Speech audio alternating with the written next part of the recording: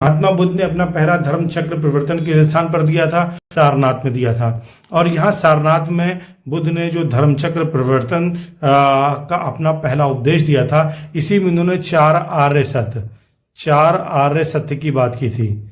चार आर्य सत्य की बात की थी, ठीक। और ये चार आर्य सत्य ही जो है धर्म चक्र परिवर्तन है। इसी चार आर्य सत्य में बुद्ध ने बताया कि दुख है, दुख का कारण है, यानी दुख समुदाय है, दुख समुदाय। इसी दुख समुदाय को उन्होंने प्रतीत समुद्पाद कहा।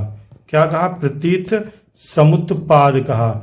और ये प्रतीत समुत्पाद क्या है? यानी किसी एक वस्तु की उपस्थिति में किसी दूसरी वस्तु की उपस्थिति या उसका उत्पन्न होना, तो इसी को हम प्रतीत समुत्पाद कहते हैं। यानी दुख की उपस्थिति, जब सुख होता है तो सुख अपने साथ दुख भी लेके आता है। और ये दुख क्यों होता है? क्योंकि हमारे अंदर तृष्णा होती है, हमारे अंदर भौतिक जगत से अत्यधिक जुड़ाव होता है, और हमारे अंदर मोह होती है, लालसा होती है, लालच होती है, जिसके चलते ये हमें दुखों में घेरे रखता है। इसी को प्रतीत समुत्पाद कहा गया है। निश्चित है, तो जो धर्म चक्र परिवर्तन है वो चार आर्य सत्य से जुड़ा है। चार आर्य सत्य में दुख निरोध या दुख समुदाय, और फिर दुख निरोध। जो दुख निरोध है उसी को इन्होंने निर्वाण बोला है। क्या कहा है? निर्वाण का है। और इस निर्वाण की प्राप्ति के लिए अष्टांगिक मार्ग हैं, यानी 8 उत्कृष्ट मार्ग हैं, जिन पर चल करके कोई भी व्यक्ति जो है वो क्या प्राप्त कर सकता है? निर्वाण प्राप्त कर सकता है।